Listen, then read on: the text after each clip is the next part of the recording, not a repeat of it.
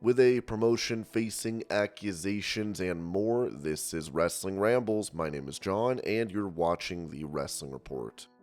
Before we move on, make sure you subscribe to Wrestling Rambles with notifications on, and don't forget to like the video.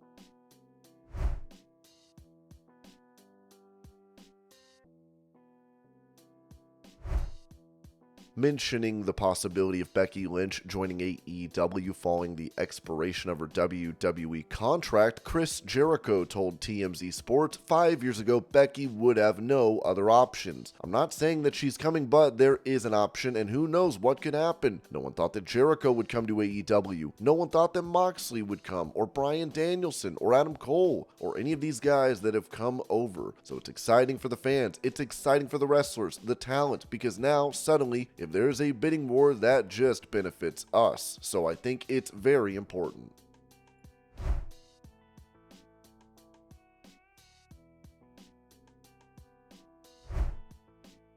For an update on the sex trafficking lawsuit against Vince McMahon and WWE brought forward by former WWE employee Janelle Grant, Ringside News wrote that the allegations brought forward by Janelle Grant against Vince McMahon have severely damaged his reputation as a business magnate. Claims of sex trafficking and sexual abuse have overshadowed McMahon's legacy as a central figure in the entertainment world. In response to McMahon's recent memorandum seeking arbitration in the Grant versus WWE et al. Case, Grant's legal team issued a short but pointed rebuttal. McMahon's motion to compel arbitration, which seeks to counter Grant's allegations of sexual abuse and coercion, elicited a prompt response from Grant's attorney Ann Callis. As previously reported, an assistant U.S. attorney for the Southern District of New York has officially entered the Grant versus WWE McMahon-Laurinaitis case. The lawsuit has been temporarily halted pending a confidential investigation. In a recent statement provided to WrestleNomics by Vince McMahon's attorney, Jessica Rosenberg, she expressed confidence in their defense and stated that Grant's allegations are false. We remain confident the evidence will prove Ms. Grant's allegations are false and her complaint is nothing more than a fabricated, vindictive narrative from a disgruntled former girlfriend. In a further twist, WWE has joined McMahon in filing a motion to compel arbitration, but as the case is currently on hold, we'll have to wait and see what kind of findings the U.S. government will get, as things do not look good for Vince McMahon at the moment.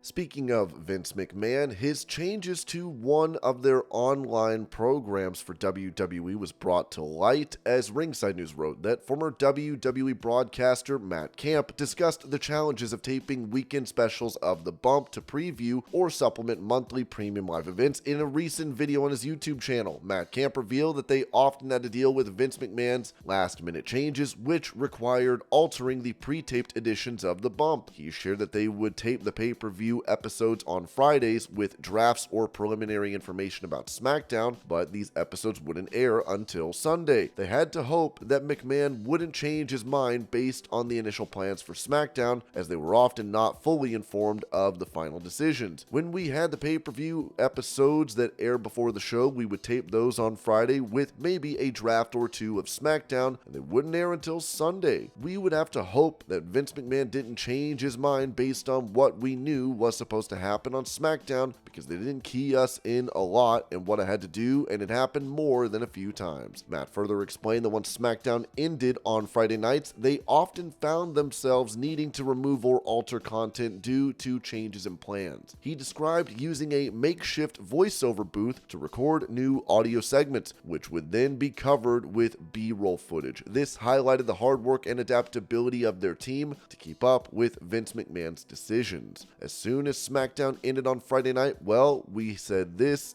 and this has to get taken out. I had a makeshift voiceover booth, and I would sit in the booth and re-VO stuff we said on the show, and they would cover it with B-roll. That's how hard our team had to work to put this together, because Vince would change his mind.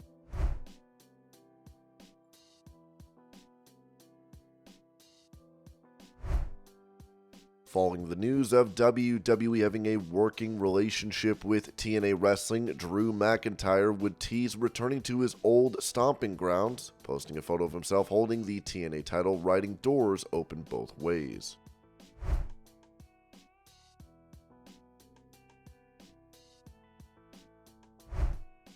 touching on the surprising NXT debut of former AEW star Ethan Page, Shawn Michaels told Adrian Hernandez, "We're talking about big stuff. Of course, all ego Ethan Page." A lot of questions still that I have to get answered on that one because that was kind of a last-minute thing. Ringside News added that according to Fightful Select, Ethan Page is under a WWE contract. Despite Shawn Michaels claiming it was a last-minute decision, Page was accommodated in a hotel by WWE, indicating prior planning for his debut and that it was not a last-minute thing. Ethan Page has also claimed he has not signed a contract with NXT, but clearly that is not the case and it's part of a storyline.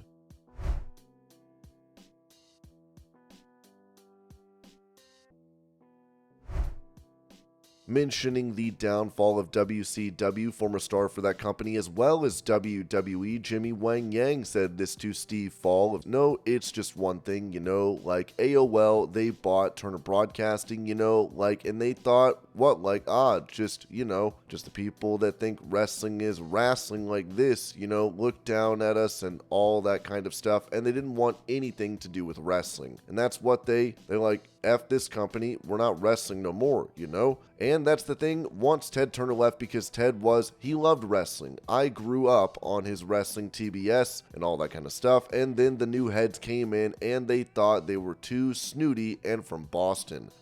I'm talking about like the Kennedys and the Big, and they down it, so of course, yeah.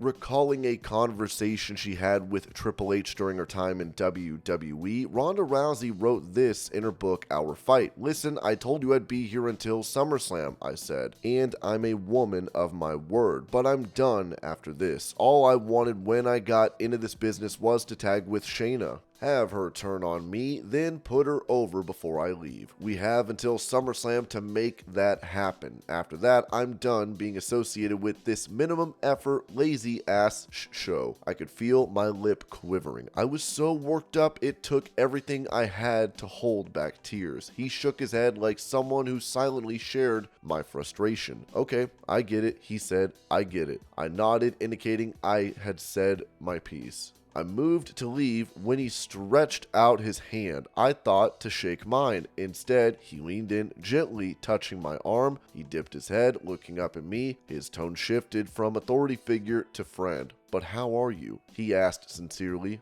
I burst into tears, not just crying, but bawling. "I'm so tired," I said. "I'm so tired that I feel like it's changing my personality. I'm so much more anxious, stressed, negative, like butter scraped over too much bread."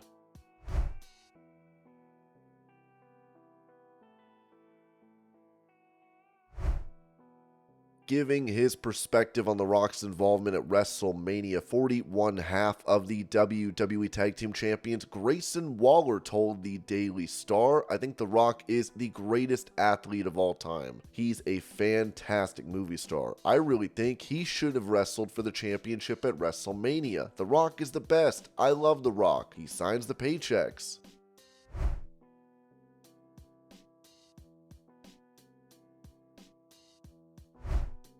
For more information regarding the surprise return to AEW of Lio Rush on Dynamite, Fightful Select said that Lio Rush's appearance has been planned as far back as a week.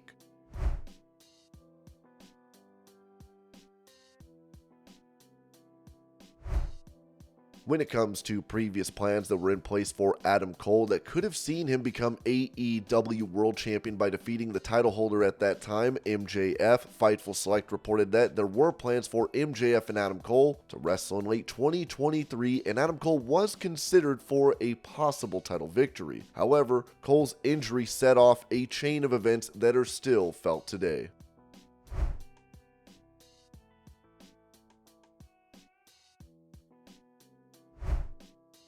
Following a procedure to deal with her wrist injury, Giulia wrote this on X. "Discharged from the hospital. Thank you to everyone who was worried about me. I'm fine."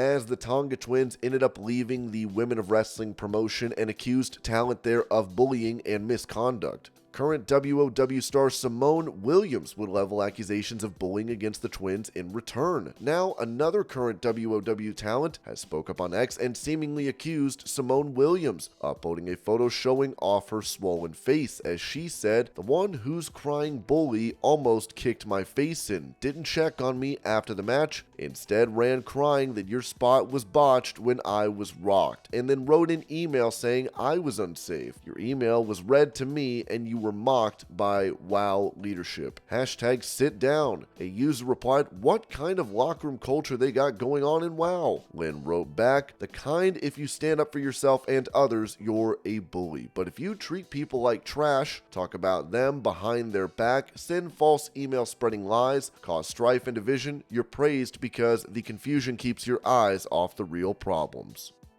And this was your Pro Wrestling News Update. I hope you're all having a great day. Thank you so much for watching, and I will see y'all later.